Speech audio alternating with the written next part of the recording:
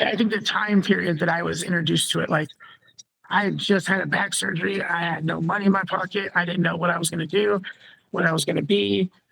I don't proclaim to be an expert on hip hop or really any kind of Oh, music. here we go, motherfucker. All right. What the fuck you saying? Well, let's do it.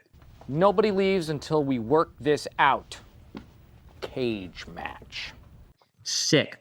All right, well, tell you what, I'll start off with this one. So, in the Spokane Comedy Club, they have a series of portraits along the walls of, famous comedians, Richard Pryor, Don Rickles, Mitch Hedberg, Norm Macdonald. We could go on.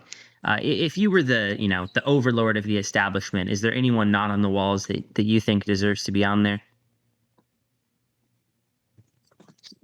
Red Fox. Could you tell me why? Well, first off, I want to be completely honest and say that I look at comedy in a way different light than some other people do in this city. I love being an African American man. I think that a lot of times people that aren't of color don't understand how this struggle is for us. I mean, every day you go in that comedy club and you'll hear white men say the wildest stuff. And then you'll be like, you'll say the N-word and people will be like, yo, you're leaving money on the table if you say that. I'm like, what? I said the N-word and you're offended? Is it because you couldn't say it? Is that why? That's exactly why. And so I think people like Red Fox are pioneers in television and one of the first comedians to swear on stage. And I think culturally, he is part of that comedic tree of Black actors and comedians that got us to where we're at right now.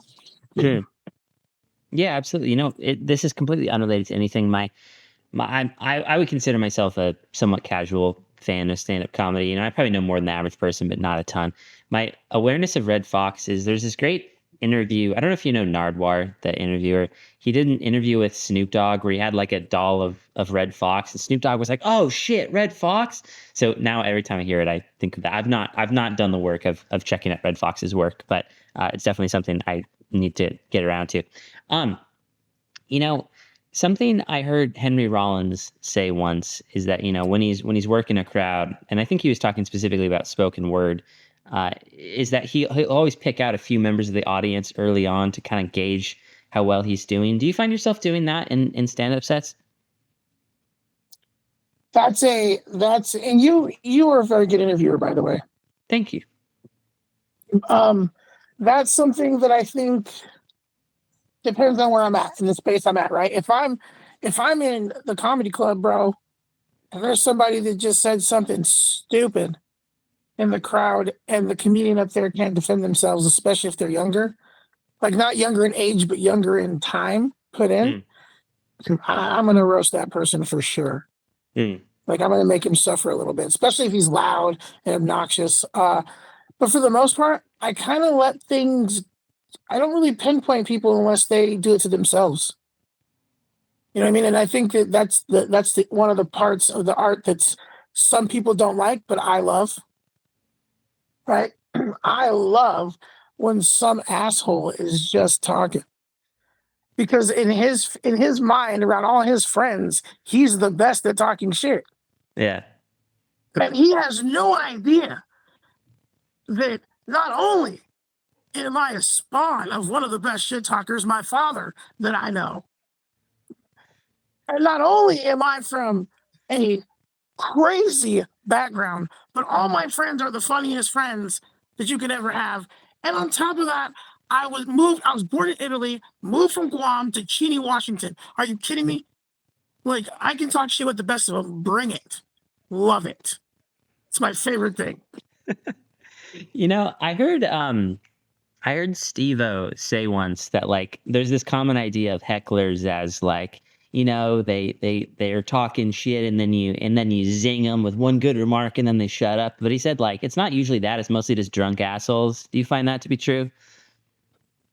Well, yeah. And, here's the thing, too.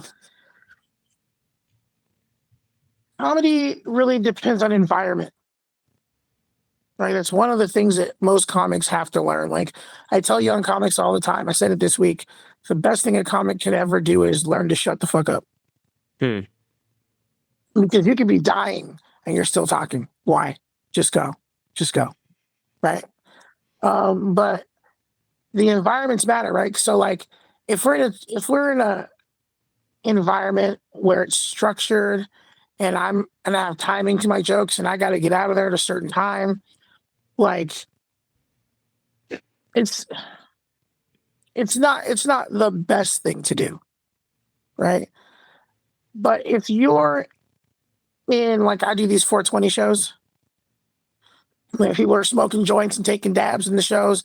If I'm in one of those, or more of a multicultural space, oh, it's the best thing ever, bro. It's the best thing. But it's really hard because you have to find the balance for the art and then the fun. Hmm. Because there's underlying rules that you don't know if you're not a comic. Hmm. And when you're starting out, you find them out the hard way. Or like if you're getting comped at a freaking establishment, don't drink them dry. You know what I mean? Hmm. Don't drink them dry. It's not good to have more than one show in one night in some places. But there's all these weird rules, so you really need to learn them all. Hmm. Well, gosh, there's so many follow-ups there. I guess I'll go with this one. You've done different set lengths. Of course, the Spokane Comedy Club open mic nights is, I think, you get 4 minutes. I know you've done 20-minute sets. You have an hour-long special. Between, let's just say money's no object. You don't even need to worry about putting food on the table. If you could have your choice of any, do you have a favorite set length, one you'd really love to stick with? Dude, I'm just hungry. I don't care. Just get up there and do it? Bro, to me, it's way different. Like, I have a whole different mindset than a lot of people, man. And I know that I'm looked at like I'm freaking insane, man. I know that I looked at like I'm crazy. When I started out in Skipper's, bro, at a Skipper's restaurant, bro, telling jokes in between old white ladies ordering clam chowder and shit, right? So I understood the business format immediately. And I'm a huge fan of Nipsey Hussle, one of my favorite rap artists of all time. And not only because of rap, but because of what he stood for, and putting STEM programs in the hood, turning places used to sell crack into thriving business establishments, becoming a real estate mogul, those things. And Black business is very important to me. And so, like, I noticed very early on, dude, that it was about how much time you can do. And no one's going to give you time. Mm-hmm. You have to earn it. And you're going to suck. But if you want to earn money, you have to be able to get to as much time as you humanly can to get paid. So I took anything when I first started, bro. If there's a mic, I did comedy. Mm-hmm. And I still very much, my dad has Alzheimer's and I have to travel towards him more. But that just means I'll book shows going that way, back west, or, on the west side. But I'm just a hungry individual. I love doing it. It's not even a choice. Like I have to do comedy. Mm. Like I get physically irritable when I don't do comedy. Like I am an asshole. I've been told by my girlfriend, please go do some comedy. Mm. You know what I mean? Because for me, it's really an outlet. I'm 16 years sober. I used to drink. I'm an alcoholic. And like with all the stressors in life and kids and family, that's that thing for me, man. So I don't have a preference. Yeah. Let's make people smile. Excuse me. Are you familiar with the film series Trainspotting? Yeah. There's a quote in the second film where I think, what's his name, Renton. I think he's gotten clean by that point, and he's taken up like serious fitness, like working out multiple times a day. There's a quote from him where he says, you're an addict, so be addicted. Just be addicted to something else. Do you find that to be true? Like, is it helpful for you to really obsess over comedy and dive into that as compared to some of the other things you used to do? Well, yeah, and I also think my brain is very chaotic. Like I have a chaotic brain, and like I've had ADD since I can remember. Like since I could ever remember. My dad has ADD, you know what I mean? And I just like when I was younger, I come from a funny family. like a really funny family. Like, in fact, my dad, when I went to go clean his house, he has a picture that he got when he saw Red Fox and drank with him. He has a, like, it's like felt. I think it was in Korea or some shit. I don't know where he got it, but it's Red Fox drinking a Colt 45, right? Like, my dad's a funny guy. Yeah. And my mom got cancer, and I make up characters and copy characters from Martin and shit. Like, so to me, my brain has always needed an outlet in general. And so, yeah, I used to do hip hop music too, and that's storytelling and making your friends laugh. And you put all that together, it's like, I need something to take the stress. And yes, very much so. Very much so. I have to go. I went from alcohol to monsters. And then my work ethic changed. Like, my work ethic really changed. Like, I got injured in 2012 on the job and had to have a spinal fusion, L5S1, right? And they went in through the front and shit and they took everything out, put some titanium pins in my back. 2 weeks after that, I was in a college classroom. 2 weeks on a walker, you know what I'm saying? So I always have to be doing something, and it just so happened that comedy is the thing I love. I didn't love drinking. I love not thinking and I love being fucked up. I didn't want to see what was in my head. I love comedy. But not to the, like, I'm not that guy that's going to watch every single comedy special that comes out. I'm the kind of guy that'll go see a show and bring a notebook and take notes on the comic. Like, that's how my brain works. How can I take something from everybody? Like, I remember when you talk about the greats in basketball, right? They would be like, yo, Magic Johnson taught Michael Jordan some stuff. Michael Jordan taught Kobe some stuff. Kobe taught LeBron some stuff, right? Like, I think that that's the way comedy should be. But I fucking absolutely, without a shadow of a doubt, I cannot and will not see a vision of my life where I'm not in a stadium one day. I love this shit. Like, to me, it's everything. I had dreams as a kid.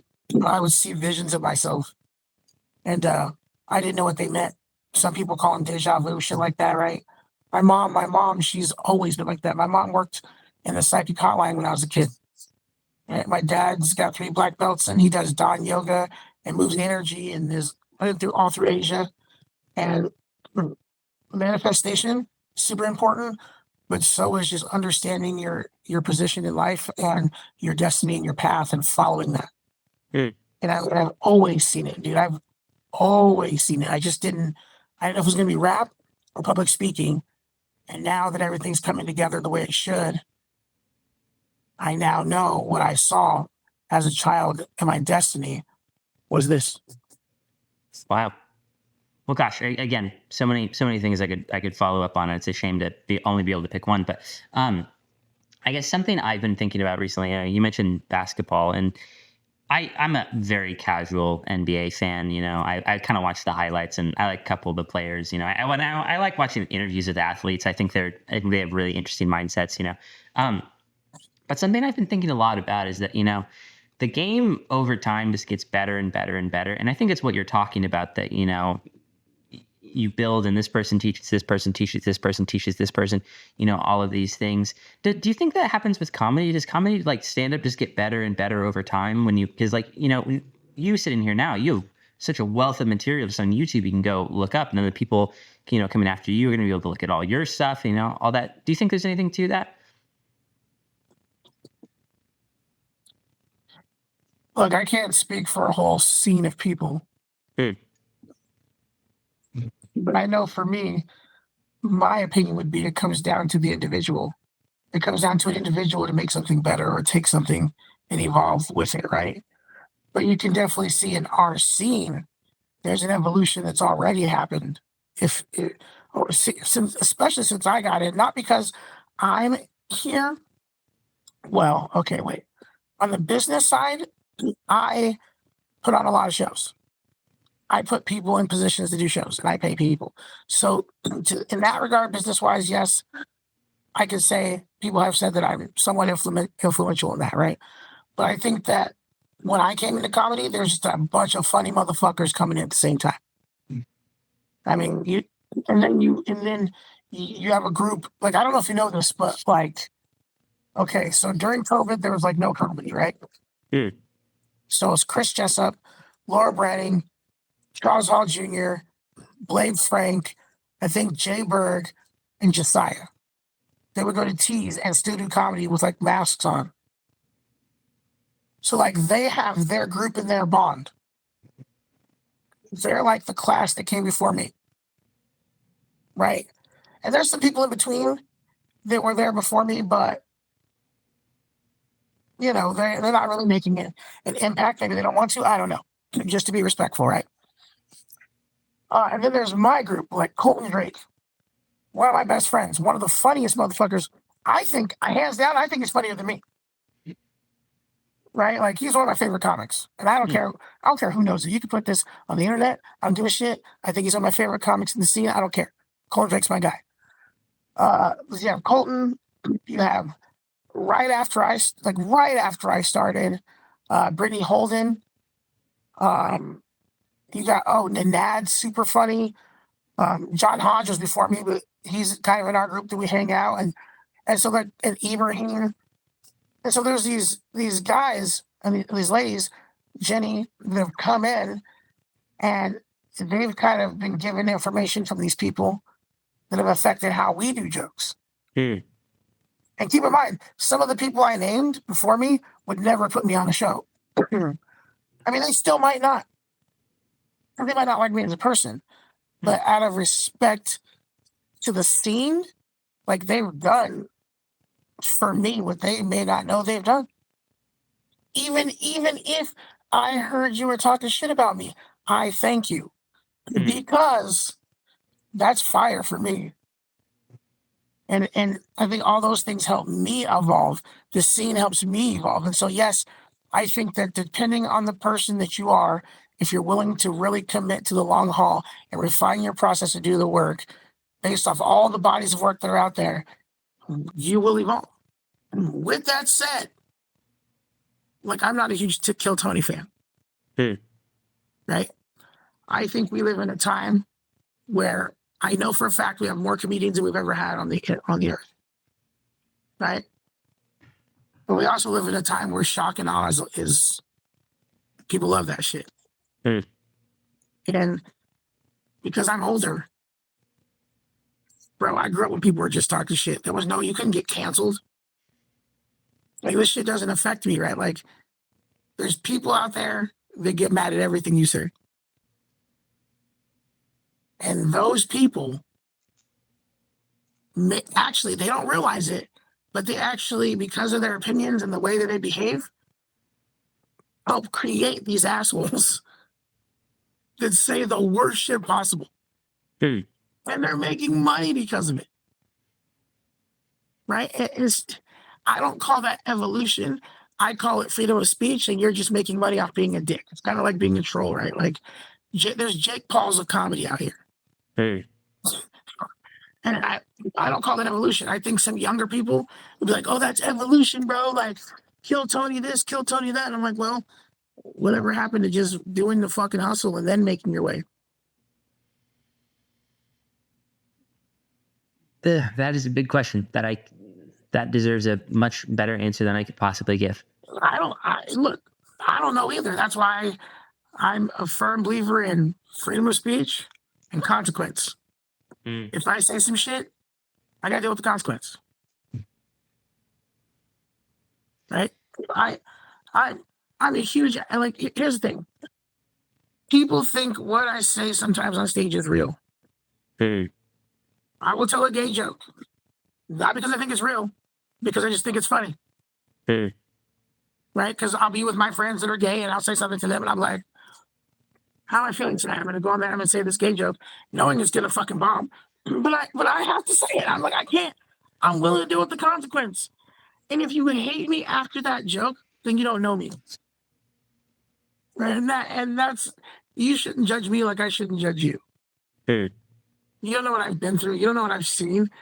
You don't know. I was the head of the NAACP LGBTQ committee, okay? I volunteer at Pride every fucking year, right? Look at all the events working behind the scenes. Why? Because I believe in what they're saying. I believe in what your freedom to do what you want to do. With that said, sometimes gay people are funny.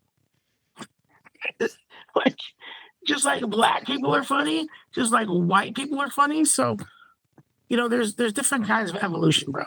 There's evolving into the positive, there's evolving to the negative. Gosh, again, so many great things to pick up on. Tell you what, I'll now, I'll pivot to Norm Macdonald. Gotta bring him up. I heard, I think it was, can't remember the name, but it was a writer colleague of his one time said that, if you gave Norm a choice between, a safe, lazy joke that was guaranteed to do well and a really challenging one that was almost guaranteed to bomb, he would always pick the bomb. Well, first of all, do you find that to be true for yourself? And I wonder if you could maybe elaborate on that feeling, because I think to a lot of people it'd be like, oh my God, it sounds like the worst thing ever. Bombing is a part of it. If when I first started comedy, dude, Colton and I went out of our way to bomb. Because once you don't care anymore, you're so free. Like, yeah, we care about the content. We want to have good sets, but it's gonna happen. Then you have to ask yourself, do you want it to happen at a paid show or at an open mic? It's gonna happen. And so I lean towards the bomb because I'm programmed that way. It's like being a comedian, there's something wrong with you mentally if you want to be a comedian. Like, you're fucked up. You're fucked up. I've not met a normal comedian my whole life.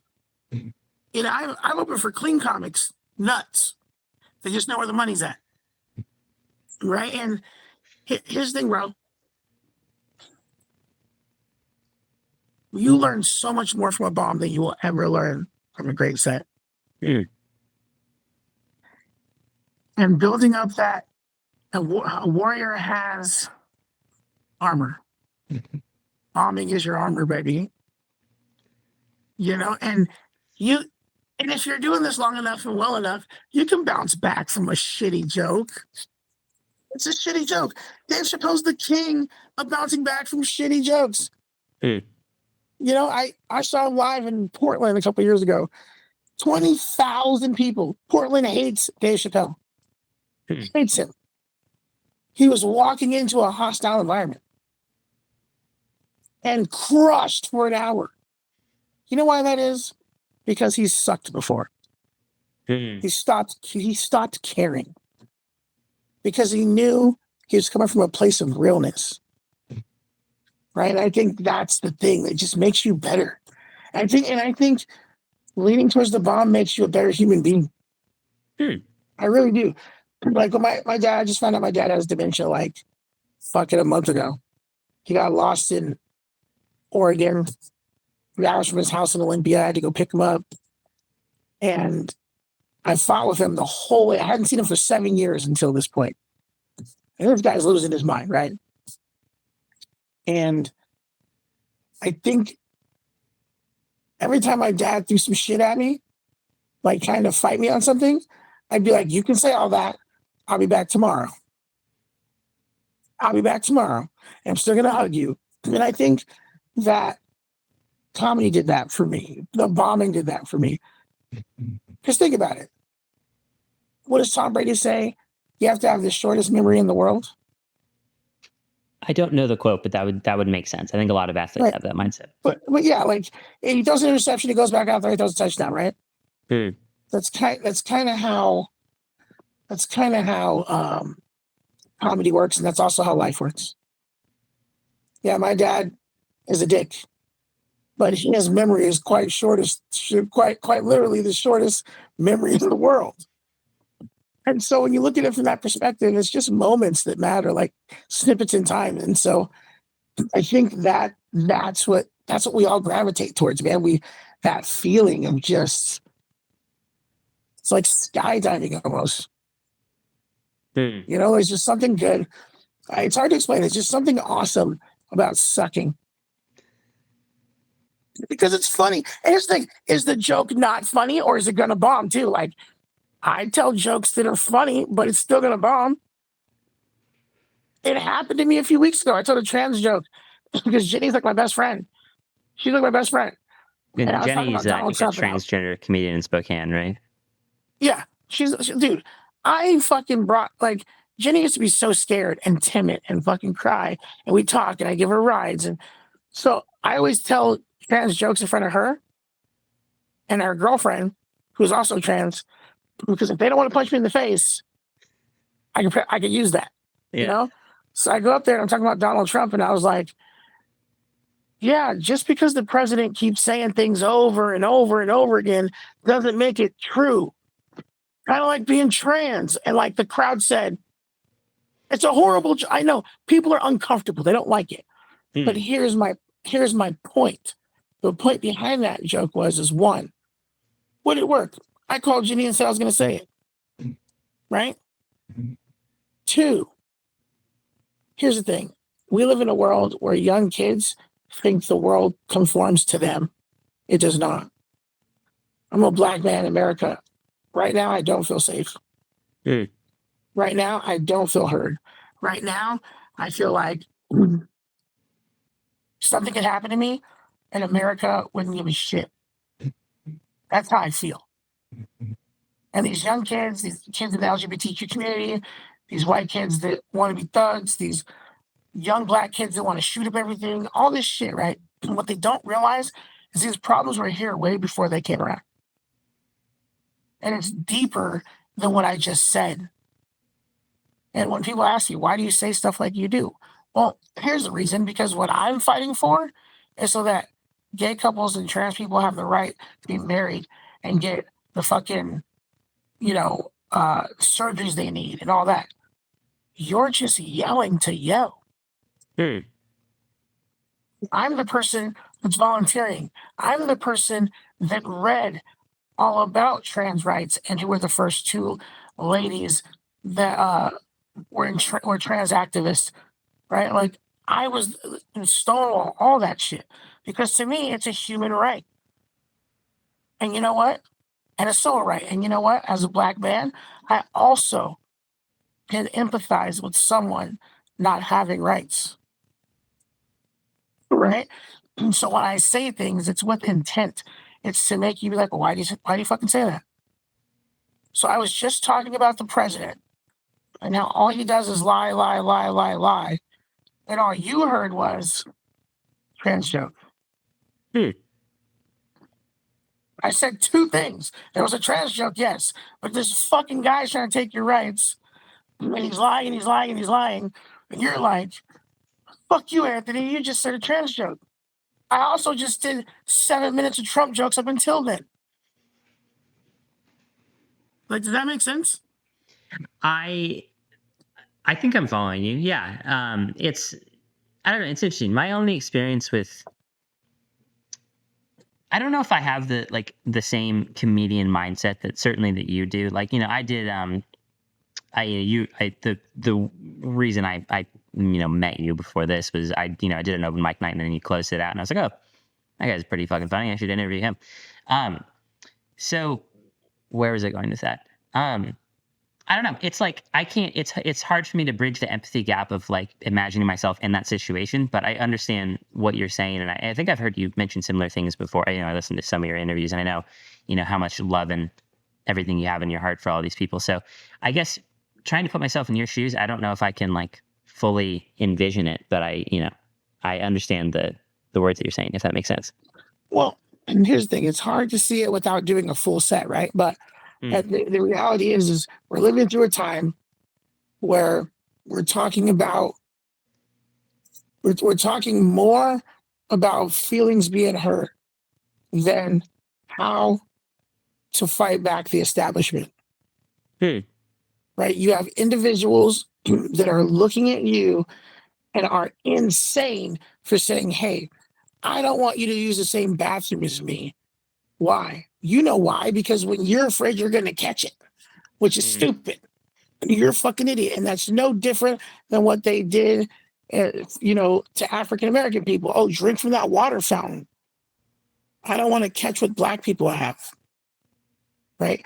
It's this transference that scared white America has that they use to spew their fucking hate and hurt all of us. This isn't just about gay people or black people or white people. It's about us all being culturally different, and that's what makes America what it is. Yes, there are weird quirks about you I don't understand. Let's talk about it. No, I don't understand what it is to be a trans woman, and you don't understand what it is to be a black man. So why don't we share that with each other as opposed to getting pissed off and fighting each other when this whole fucking institution can be burnt the fuck down? We just lost female reproductive rights, people. Like, what are we doing? This is a club for laughter and smiling. And anybody can get it in this space. There are no safe spaces in America. You can tell yourself that, but not even a school is a safe space. You don't want to put metal detectors because you don't want the kids to be safe. Guns aren't safe either. This is where we're at. And instead of people being like, why did you say that? Or, hey, I didn't like that you said that. Why did you say it? You're going to go home and stew about it? That's because 90% of people right now are running from the problem because they think somebody else will fix it. And our job as comedians is to spotlight the fuckery that is going on in America. And the only way to do that is to say things sometimes that be like, whoa, that threw me off. Yeah, now you're listening. Even if you're looking at me and you're pissed off, you're still listening, or you would have walked out. Gosh, excuse me. Well, I guess I'm curious. You mentioned the idea of people coming up to you and saying, "Oh gosh, why did you say that?" Is that the reaction you would prefer when people get offended, that they actually like engage in a dialogue about your intentions and in the comedic philosophy that you're espousing now? 100%. That's actually happened to me. Like when the Nickelodeon shit that All Quiet on the Set came out, I wrote a molestation joke, right? And one of the workers at the club jumped in my shit before I was about to go on stage. Like, you shouldn't write things if you've never been there. I said, who's saying I haven't? And she's like, oh. She was quiet. Just walked off. Absolutely.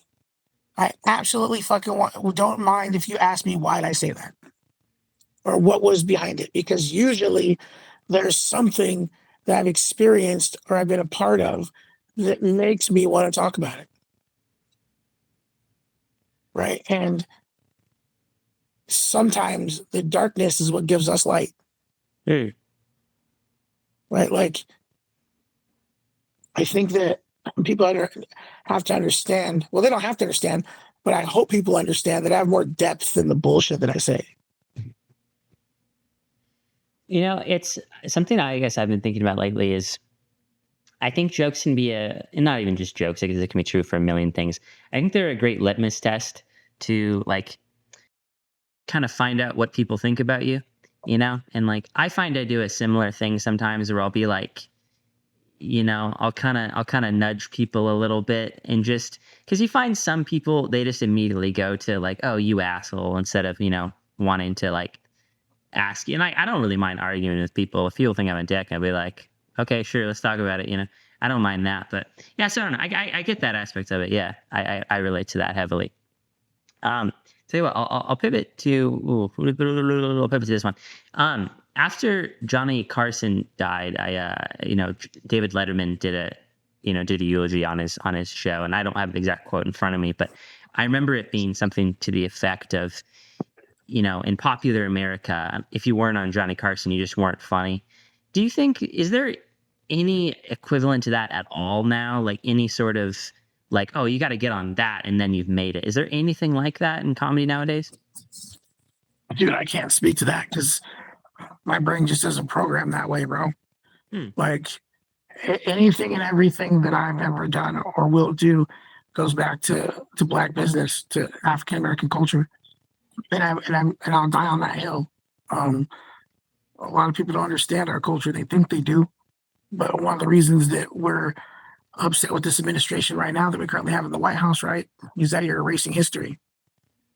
You've done enough of erasing history. My history is that you tell, not you, but the institution tells the schools that we were just in slavery, just picking cotton. It wasn't that bad, but we lived in shacks and we were picking cotton. You know what I mean? And what that really was human trafficking. Mm. And you're ripping families apart and taking babies and selling them. They say they let us go during the Civil War, right? Like Abraham Lincoln should be immortalized because he set the slaves free. Well, in fact, he said, if I could keep the Union intact and preserve slavery, I would. And if I can keep the Union intact and I could, keep slavery, I would. He was and he still said there should be a clear separation between the white man and the Negro, period. Right? So that's false. And they let us go, right?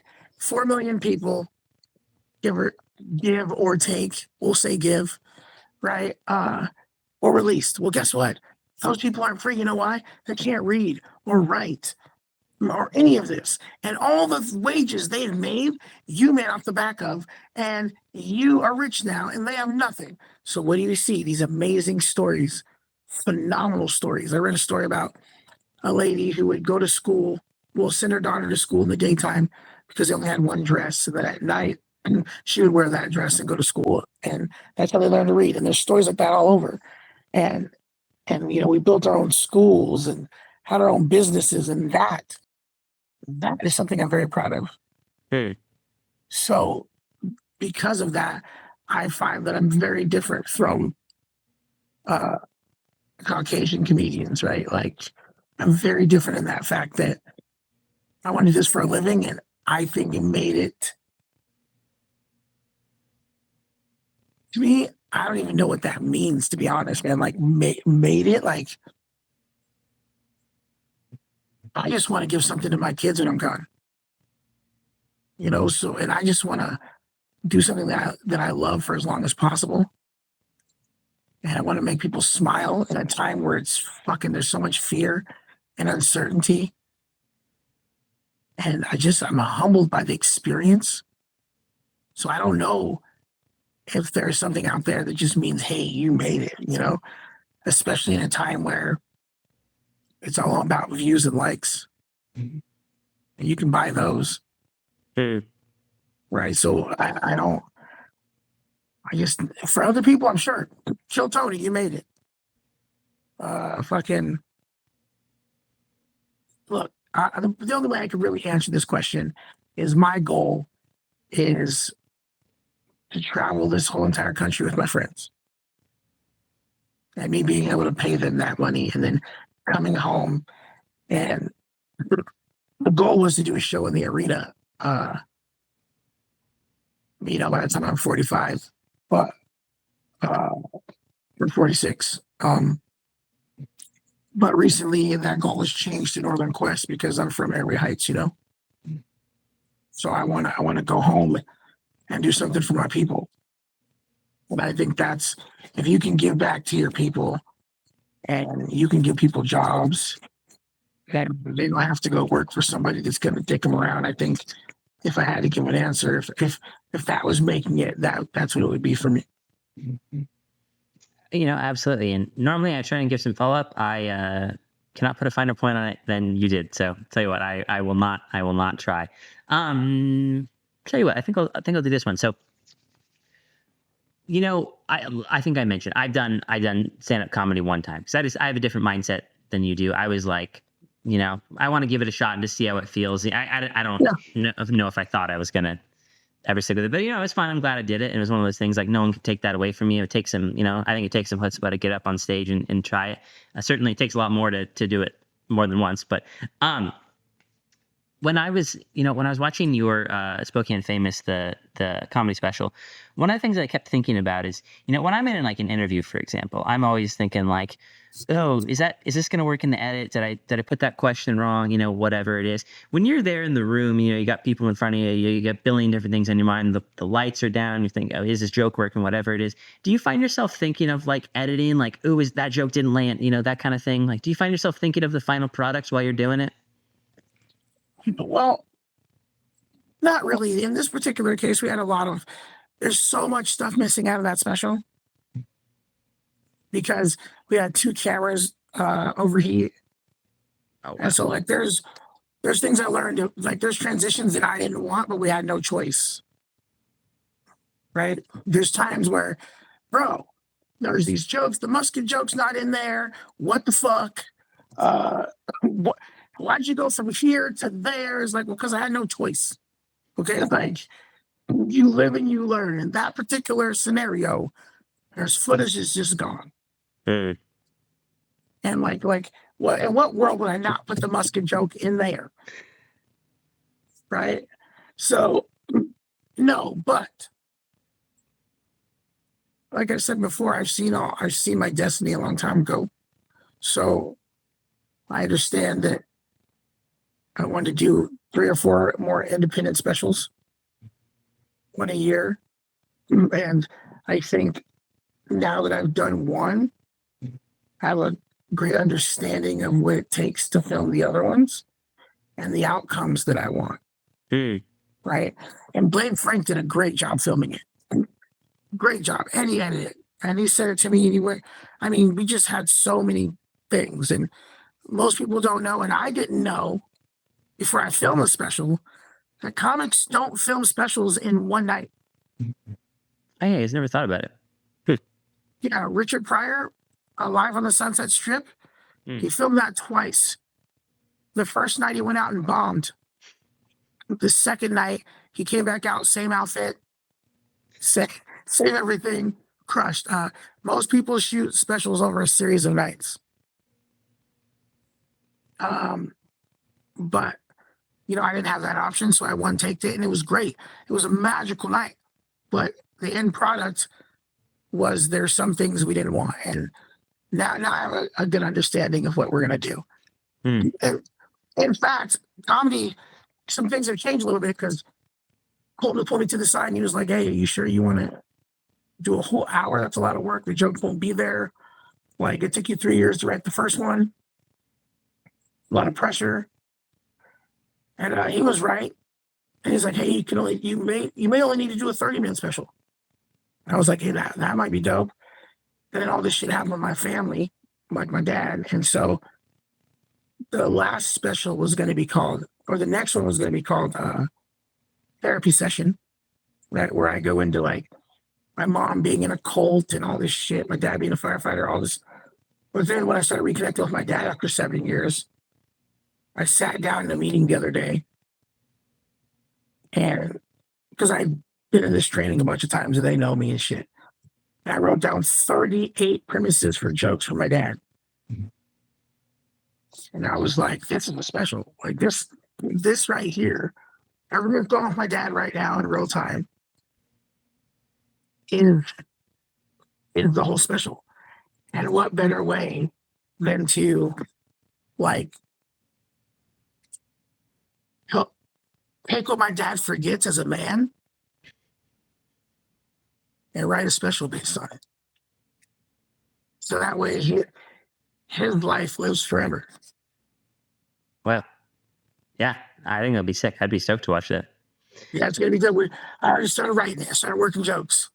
So, you know, and I'm spending more time with my dad, and we're gonna just write and learn more about his life, some more about my grandfather and all my aunts and uncles and all the dysfunction and alcoholism, and we're gonna get after it.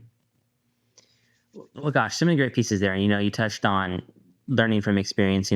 Couple cameras overheat, and then you have to cut around things and do it this and that way. And I find that to be true in my own work. I recorded an interview once, got to the end of it. Turns out my mic didn't record the whole time, and I told them it's going to be out tomorrow morning. So I was like, okay, stayed up all night and like overdubbed the voices and like did like little fucking like Buster Keaton silent cards of like, this was the question, that kind of thing. So yeah, I think there's no getting over just putting in the reps. But on the other side of that, on the stylistic side, the comic style side, I think you've been doing this 4 or 5 years now. Is that about right? 4 years, yeah. Yeah. How long did it take you to kind of find the Anthony Singleton like style? Did you go up and immediately you knew exactly what worked for you, or was it, how long did that process take to get to your kind of on stage persona, whatever you want to call it? I think I'm still fighting that. I think there was a time where, okay, this is actually kind of weird. I was on stage probably like 2 years doing mics and shit, maybe a year. Yeah, about 2. And I got off stage and David Anderson, of all people, walks up to me and he's like, hey, you look really comfortable up there. And he walked off and I was like, I never thought of that. I never thought about what it was to be comfortable. I was just doing it. Right. And when he said it, I really thought about it for like a week, man. I was like, damn, I am comfortable on here. So I think that's the first answer to the question, right? Like, it took me 2 years to feel comfortable on stage for anything and everything coming from this to come out my mouth. Right. Now I find myself trying to elevate.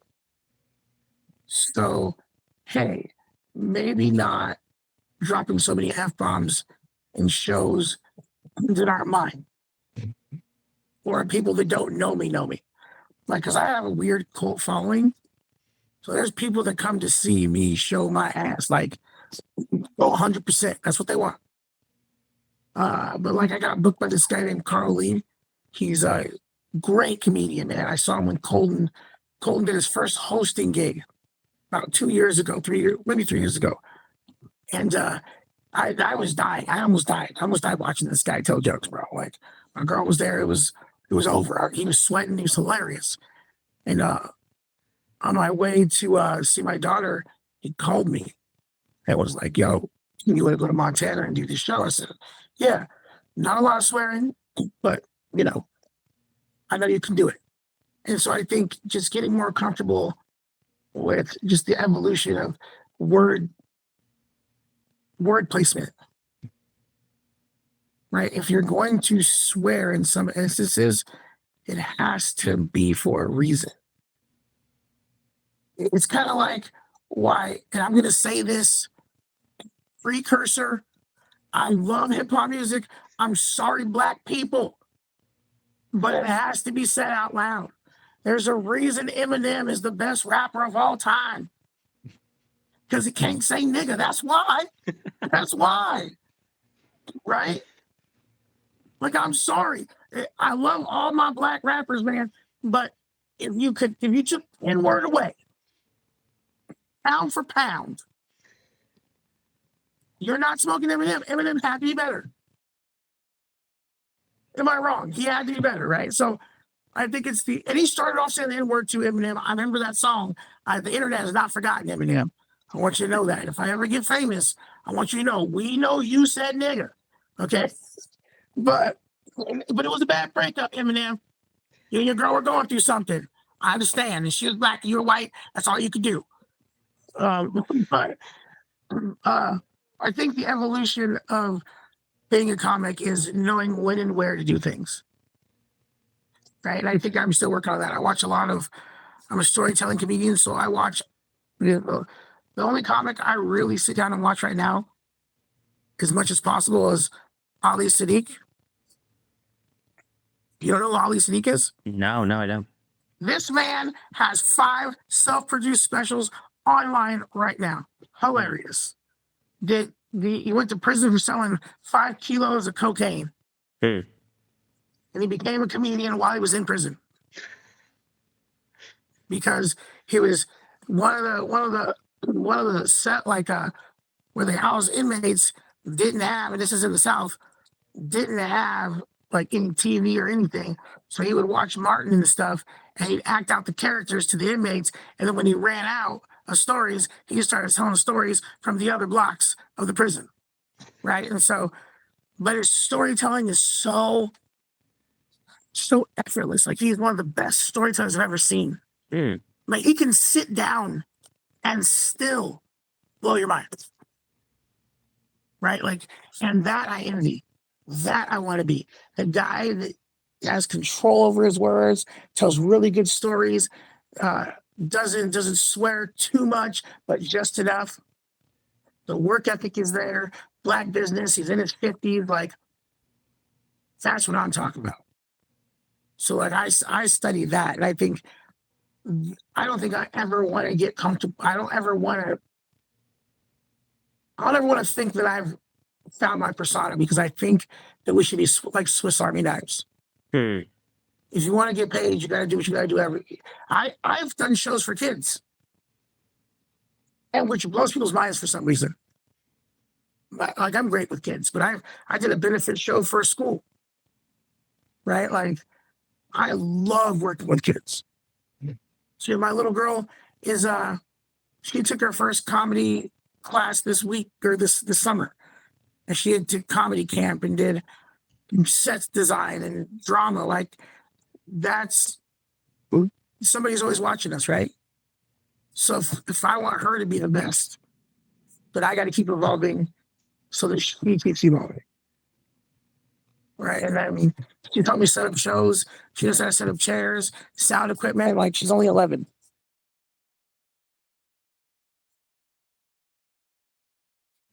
Again, so many great pieces to go to, but I gotta derail it to ask this. I don't proclaim to be an expert on hip hop or really any kind of. Oh, here we go, motherfucker. All right, what the fuck you saying? Well, let's do it. Okay, but I gotta know where does MF Doom fit in the GO conversation? Because for me, he's got to be at the top. Well, yeah, but I think that rap music is okay. How old are you? 25. Okay, so I'm 40. I'm 43, right? So you got to think how you ingest music and how I ingest the music are totally different. When I was growing up, it's regional. Music is fucking regional. Ludacris and T.I., Outkast, they're the South. The East is the East. The West is the West. Bun B, you have all these different fucking rappers, right? I have to say this.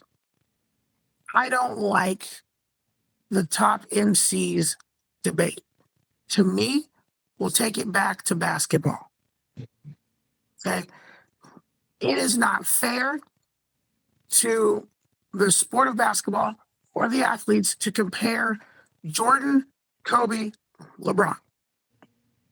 It's not fair. It is not. It's just not. And I'll tell you why. When Jordan was playing basketball, a motherfucker could fight you. You had to fight Larry Bird if you said some shit.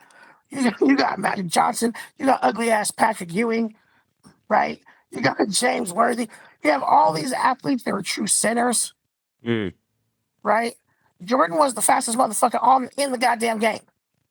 How many people didn't get rings because of him? Right? Kobe. I've never, and Jordan, I'm sure his work ethic's crazy, but I've never seen anybody so motivating like Kobe Bryant. That motherfucker will make you he'll make me think I'm tall right now. And I'm 5'5". You put on a Kobe video, him talking about success, I'll go outside and tell jokes to myself. Okay? LeBron, you're like 6'9" and run like a gazelle. There's nobody like you. Slavery, you're a product of slavery, bruh. Okay? You are all field nigga. Like there's no comparison, bro. I'm sorry, I said it. You gonna put it on the internet? Cut it out. I don't care. Listen, like you can't compare these guys, and I think the same things with rap, right? Like trying to compare Like, try to compare any of these motherfuckers. Like, what's a good,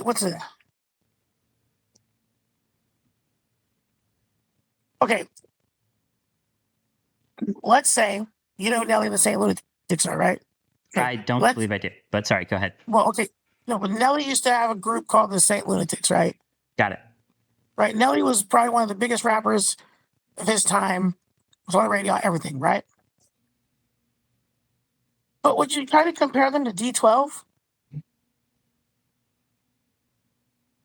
Like, like, but no. You know why? Because it's not comparable. If you want to go and fucking dance in a club or drive fast on the highway, you put in Nelly.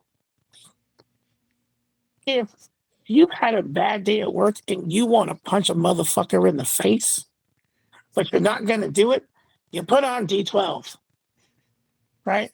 That is how we should look at all hip hop music. All of it contributes to everything. It's not, there are some trash ass rappers out there, but are they in the conversation? No, they're not. You're never going to tell me the NBA YoungBoy is going to be in the conversation with Eminem. I have no idea who that is. Exactly my fucking point. You're not going to put King Von, right, in with not, no. Come on.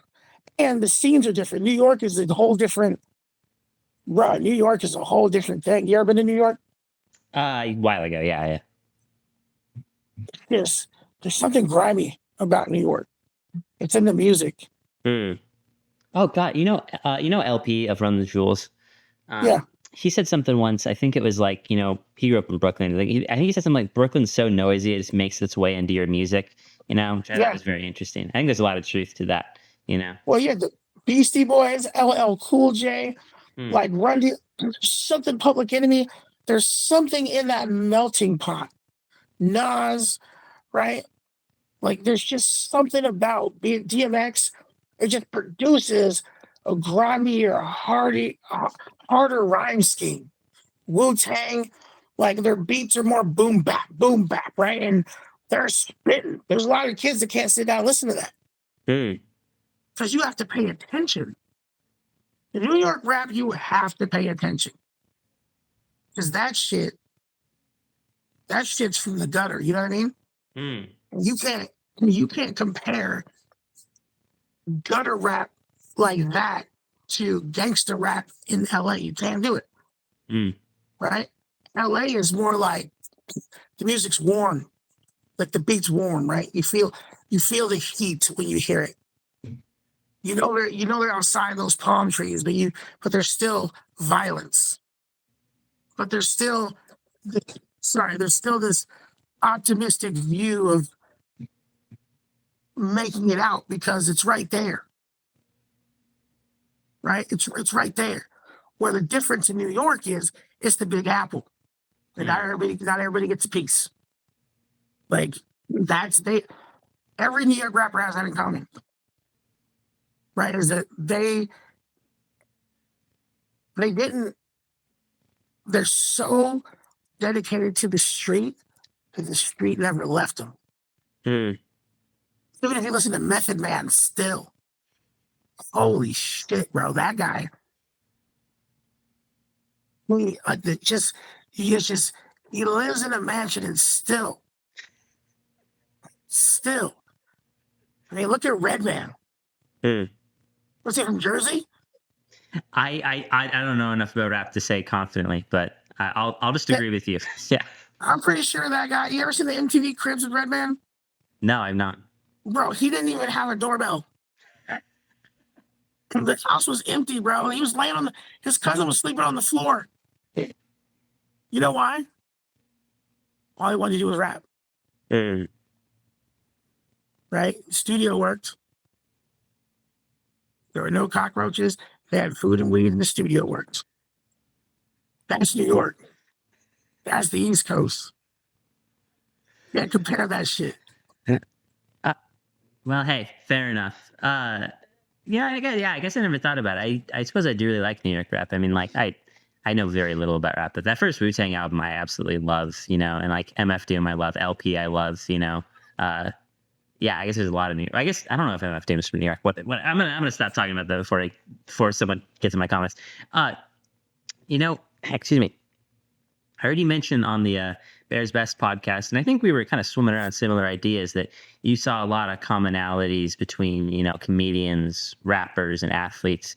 And I think the example you used, there's overlap. Allen Iverson, messing around with rap and all these things. But I'm curious, do you think there's a similarity in, mindset, work ethic, all of these things between the professions? And if so, is there a rapper or an athlete that you really relate to from like a mindset, work ethic perspective?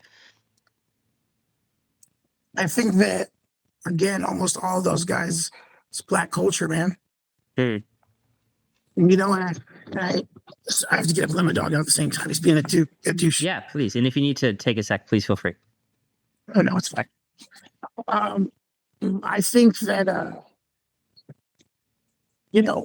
because we're so diverse as far as the internet's concerned, right? Like anybody can get, damn dog, they're not puffy, man.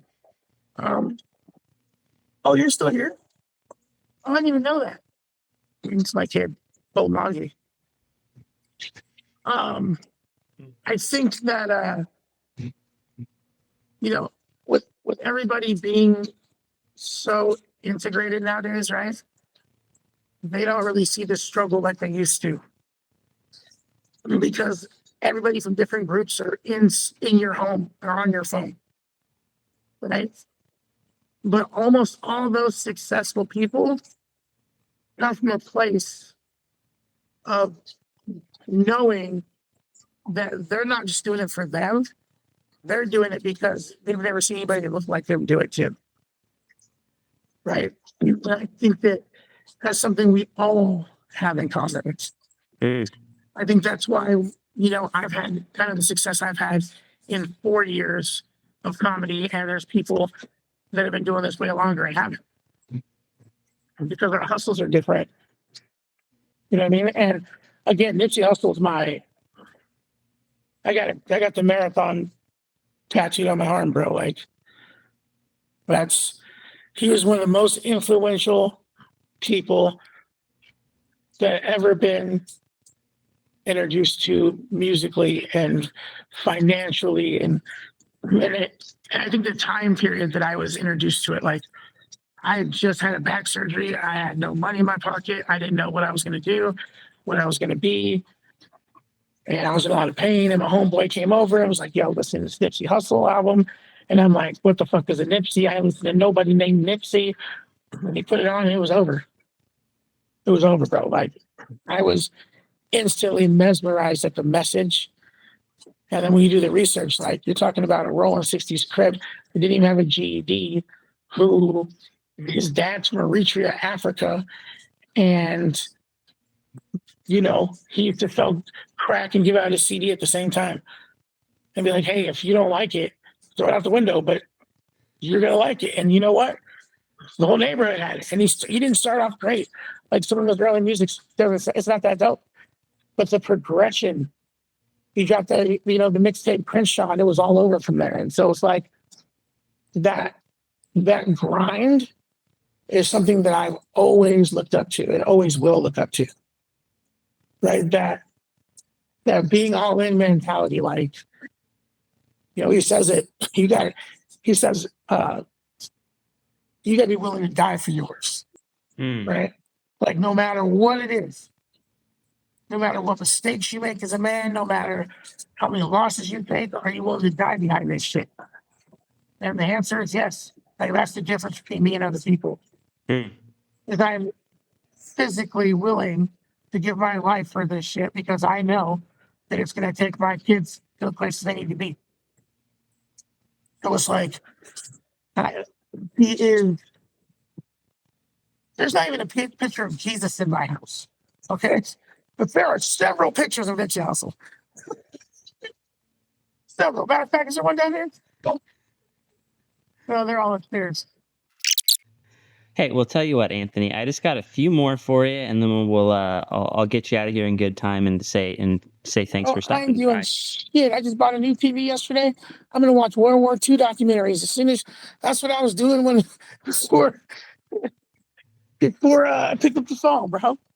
That's what you're doing before. It's what you'll be doing after. I love it. Um, Tell you what, I guess this is a little bit of an off the wall one, but I did want to ask: are you an anime fan at all? No, Here's here. If you listen to one thing I tell you, trust me on this. There's a, and I can send it to you. There is a show called Hajime no Ippo, and I'll bet you anything it's going to change your life. Let me tell you why. It's a boxing anime, right? And it's about this kid who's like getting bullied, and then he, decides to become a professional boxer. And it's all about like the work ethic and the drive it takes to go from nobody to being a champion. And I'm telling you, I think you would absolutely love it. Highly you got to send it to me. Absolutely, I will. I love that show so dearly. Like my bedroom is right over there. I have two animation cells from that show right by my bed, so I see them when I wake up every morning. But Ibrahim loves himself some anime. I saw Ibrahim was one of the standouts from the open mic night. It's hard for me to remember because I was so like in my own head about my thing, but he was really good. I liked him a lot.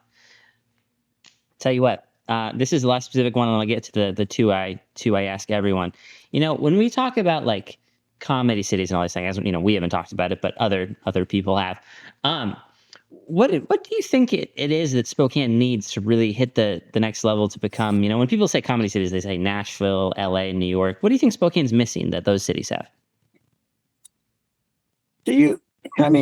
Okay, why do people say New York is comedy city? I have no idea, to be honest with you. I'm just repeating what I've heard. See what I'm saying? There's a reason to ask you that question because, like, as a social worker in my daytime life, right? If somebody says they say, I say, who the fuck is they? I don't know they. Who are they? What's their name? Here's the thing. Yeah, some bad motherfuckers have come out of New York.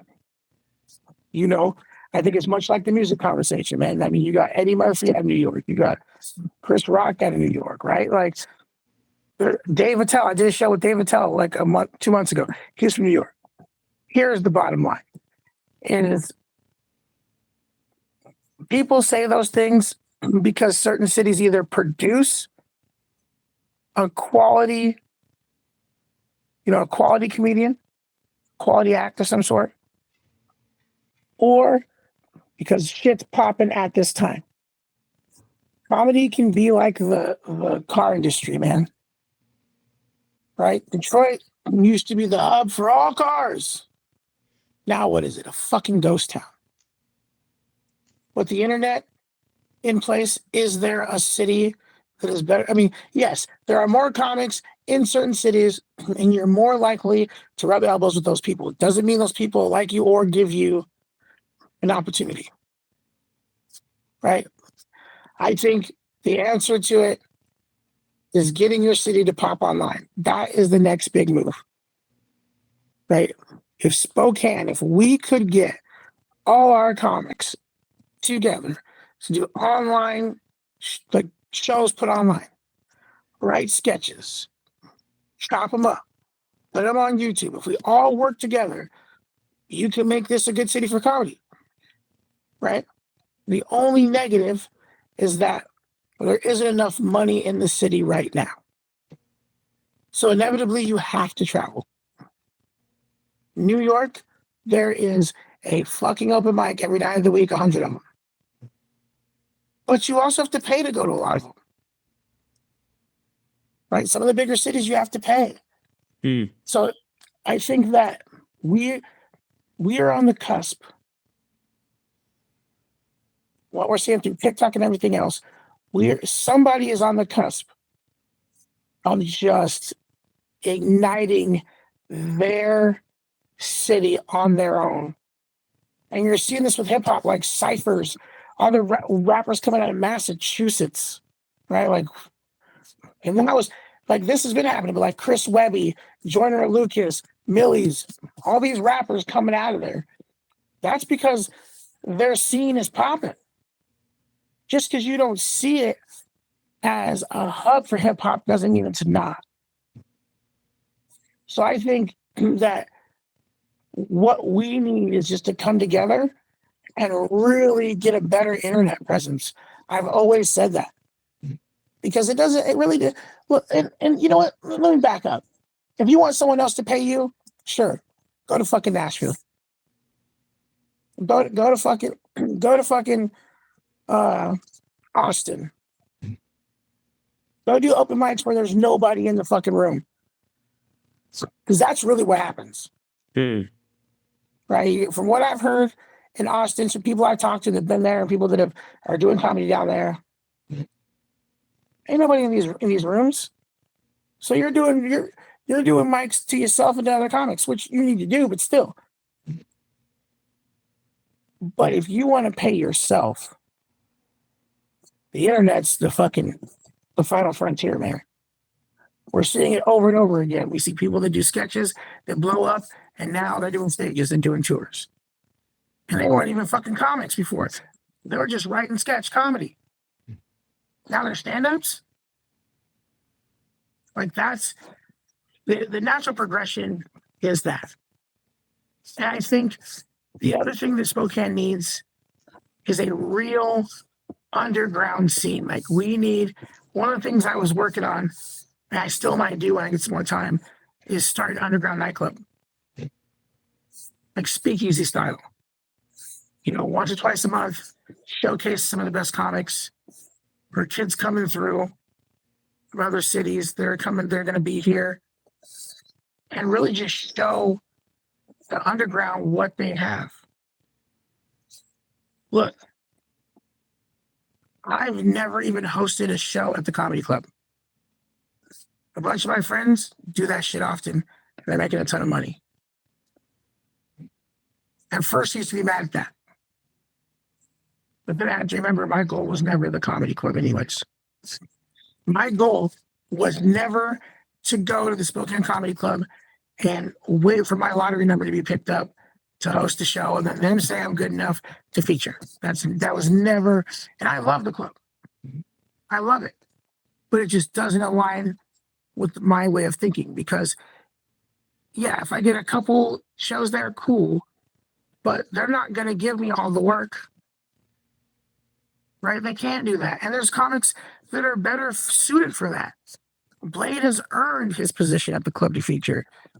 Chris Jessup has earned his spot. Carlos Hall has definitely earned his spot. So I don't think there's a realm, like a world where I should be there. That's not how my brain thinks. My brain was always like, look, how can I do what I love and get paid? Period. Like, I'm the one taking risk and spending my money to go on the road and put on shows. Like I'm only to die behind my shit, right? I'm taking food from my kid's mouth and putting it in the streets to make this work. I got my girl drawing merch and refining it and ordering shirts and slinging those shirts out my trunk. I got stickers, slinging them out of my backpack. Right? We got weed shows so we could slang edibles at the weed shows. Like this is what we're doing. So there has to be a business model. And the only way to make Spokane pop with the business model is to do it first. And that's, I think, my position. That's what I'm here for, is to take the risks and use the tools and the pieces and my friends that we have together and excel together. Right? The goal is always, my nephew's my personal assistant. My goal has always been, hey, hustle enough money to get a Sprinter van. To hit the road. That's it. We'll sleep in cars, bro. We don't give a fuck.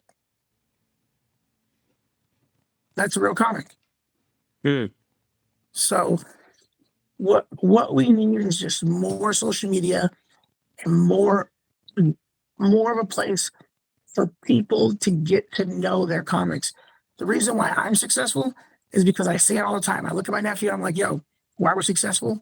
Because we came up on hugs and handshakes. Right? We stay after shows. We hug people. We love people. We talk to them. I have fans that will drive from Richland, Washington right now for the special. and the premiere. My friend Gray from Tri-Cities drove here with no license to watch. One of my friends came down to Richland when I was there, paid me money just for a good time out. And then, like 2 days later, Venmo fucking had money in it. I'm like, and so you have to create a cult following, and the only way it is to meet your people. And that's why winning Inlander's Best Comic was good for us, because now 300,000 people open that up. I beat Kelsey Cook for that award. You know what I'm saying? So it's like, bro, get the fuck out of here. Like, love your people, they'll love you back. Spokane is very interesting. In the midst of a drug epidemic, bro, I have full-fledged fentanyl addicts, bro. Like, I watched your special. You know what I'm saying? Like, dope. You're homeless and you're watching my shit or wearing my shirt. That's dope. Well, hey, tell you what, I'll get you out of here on the last two. This is the setup to the question. This is not the question itself. Are you familiar with the Voyager Golden Record?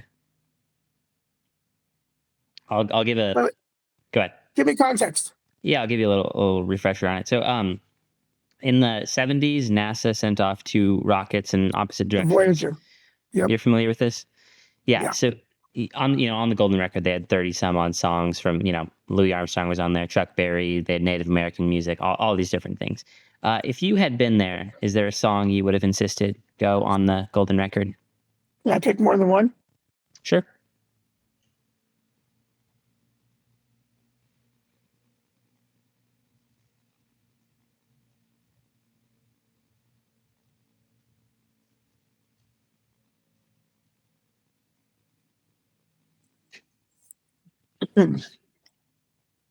Change is gonna come. I think it's Sam Cooke. I put that song on there because I just think that's it's important. I can't say this enough, and I don't care who dislikes me or whatever, but with the current administration we have right now, we need change. And I think that if somebody, some entity from another galaxy were to see us right now, they would think we were primitive. And we have to keep hope that something will change for the better. The next song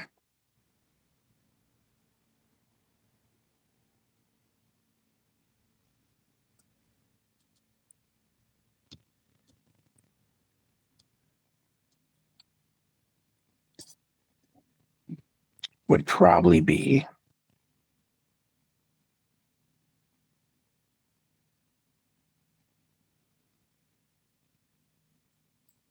you know what? Fuck it. I think Michael Jackson Rock With You has to be on that. What are we talking about? Like, what are we doing?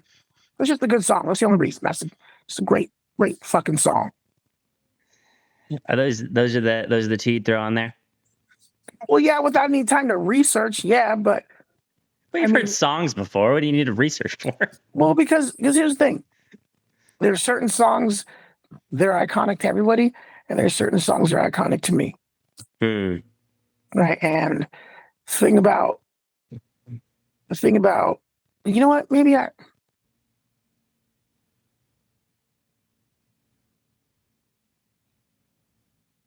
no, I would keep that. Because the thing about that song to me is it's one of the like 4 or 5 songs that I remember from being a child. Like my favorite shit from being a kid. And it just we don't live in a time where people dance and not give a fuck.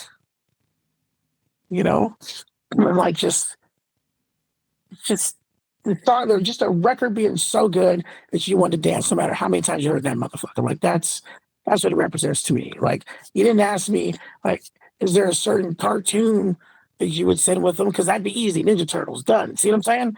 Finished. I love the Ninja Turtles. Okay, love them. You can't see it. My sister, I have two Ninja Turtle action figures that my sister gave me sitting on the top of my bookshelf. But yeah, Love um, them. well, hey, tell you what, I'll get you, I'll get you out of here on this one. This is the question I've asked every person I've interviewed. What kind of art do you think the world needs more of right now?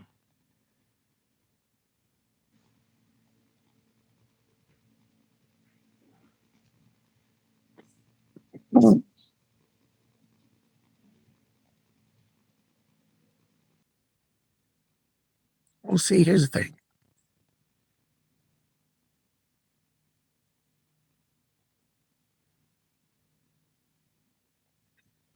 For this answer, I can't say comedy because I love comedy. I think there should always be more of it. But you know, there- there's always this question that people have, right? Like they're like, black people in particular, like we deserve reparations, right? And then I'm like, I'm going somewhere with this. I'm like, well, you just can't give. If you give black people money and white people don't get no money, that's going to cause a problem. Or Asians don't get any money. That's not fair, right? Right? Like theoretically, somebody would say that. Hmm. Then, if you give any poor people money, they won't know what to do with that either, right? So my solution to reparations was always one, draw a line, and if you make under a certain amount of money, free college, right? Like period. And then the second thing would be civil rights museums for every single group of people that has ever done anything or contributed to the United States of America in a positive way, right? So it would be like you'd have fucking Sacagawea fucking paintings and statues. You'd have all influential African American inventors. You'd have gay inventors and artists as well, sculptures. Right? I think that the world needs more historical images of positive people of different nationalities and cultures, because that's what makes this country great. And I think we're tending to forget that. We forget that if it wasn't gay people, it was black people. It wasn't black people, it was natives. If it wasn't natives, it was Irish. If it wasn't Irish, it was Italian. I mean, the list goes on and on and on and on and on. So I think we need that. We need more images of people with disabilities that have done great things. We need more images of women that have done great, but especially more women in their contribution to this country. That would be my preference, right? And we would start that at a very young age, so that it would inspire young people to want to create art themselves. Because what's happening is people don't believe they can change the world anymore, because some orange Cheeto is sitting up at the top, taking your rights to do that, and people are allowing it. And we've rolled over for this bullshit, this idea that Muslims being murdered in Gaza isn't a genocide. That's protecting yourself. And white men becoming a minority in this country is the genocide. Like, it's fucking stupid. You're not any less than because there's more people that look different than you. And our children are the ones suffering because of it. Because you know what? Racism and classism and gender oppression and all this shit, sexism, all of it, homophobia. Look, if your kid has that, they got it from the house. When I was growing up, that was the rule of thumb. If that kid called me an N-word, oh no, we don't beat him up. We have my dad go talk to his dad, because you got it from somewhere, right? You didn't just wake up one day and start calling people N-words, bro. You got that from your house. And now there's this idea that being offensive is okay. It is to a point. If somebody gets their feelings hurt, okay, cool, right? But you can work that out. But if your intent is to destroy the psyche and destroy the well-being and eliminate people's cultures, well, that's fucking stupid. And only in America are you forced to assimilate, which means giving up culture, right? I can be African American. Why not? But when I say that to some white people, they say I can't be that because I've never been to Africa. But what you're doing is you're stripping away the roots that make me who I am because you want to reduce me to a color. I am not black. You are not white. My ethnicity is African American and Native American. That's the bottom line. You don't have the right to tell me what I am, just like I don't have the right to tell you what you are.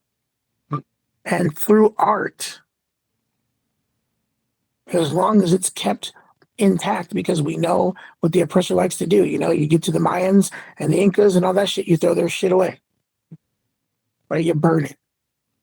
But if it's protected, if it's there for the future generations, the minds it can inspire, the greatness it could create, the political revolutions it could have. We could have for these things. Our next president is sitting around somewhere. Our next president from 10 years from now is sitting around somewhere. And what kind of man, woman, or gay person is that person going to be based on the world that we live in? So I guess that's my complicated answer to say all of it. Fucking all of it.